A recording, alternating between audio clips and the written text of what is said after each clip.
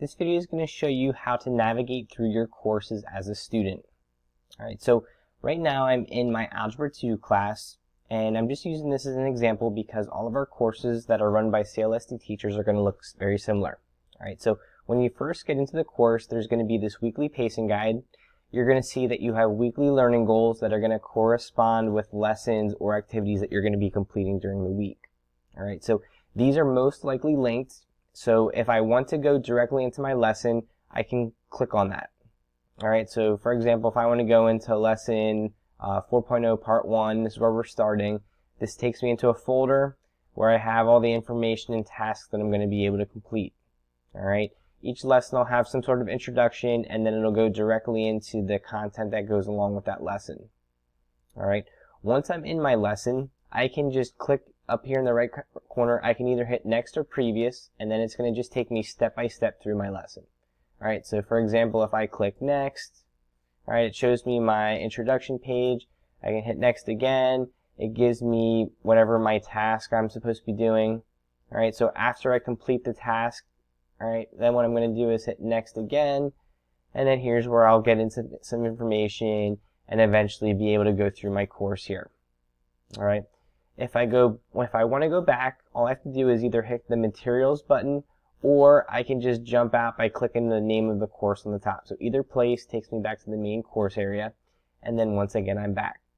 If I want to go find content and not necessarily use these links that are here, what I can also do is go into the course content folder. In the course content folder, you're going to see your units, and then you're going to see any lessons that you have access to.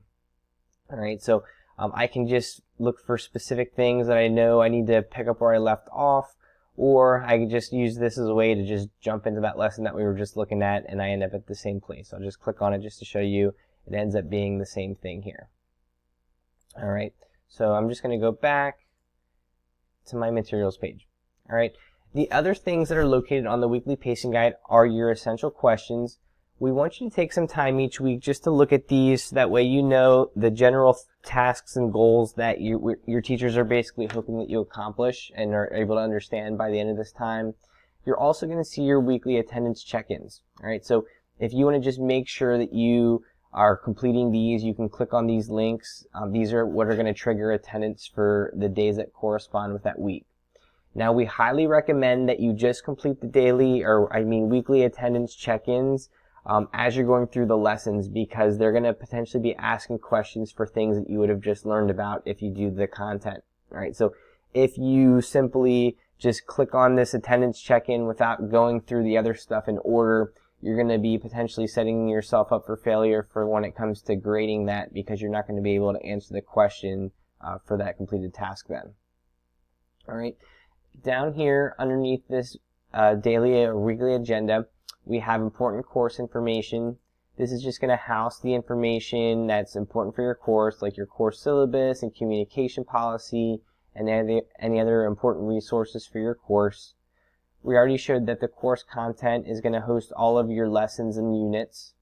And then the weekly pacing archive is essentially where your teachers are going to put the pacing guides each week after they're not being used anymore. And this is just going to make it easy for you to go back and find anything. So if you go in this folder, we just have it split up by a 3rd and 4th marking period, or whatever marking period you're working in, and this is going to be able to help you go back if you get behind a little bit and you want to see what you're supposed to complete in the previous week. Alright, one final tool that you can use to help yourself stay on track with what you need to do is click on this student progress button. If you click on it, it's going to tell you what percentage of the course you completed with whatever is being required for you to complete that week. So I can see in the course content folder, I'm in Unit 4, and then by me going through and reading those things and completing those tasks, right now it's showing me that I'm at 50%, alright, of whatever that lesson is. Alright, so this helps me determine if there's anything that I need to do. So this is showing that I completed the first 3 activities, but now I'm getting to the point where I have some things that I need to submit. Alright, so this is just a tool that Schoology has that you can use to help you determine if you're on track with what you need to complete for the week.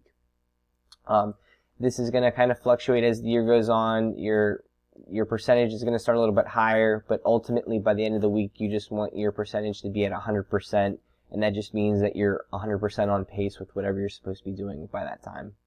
All right, if you have any questions about navigating in your course, please just let us know, and we'd be more than welcome to help you out.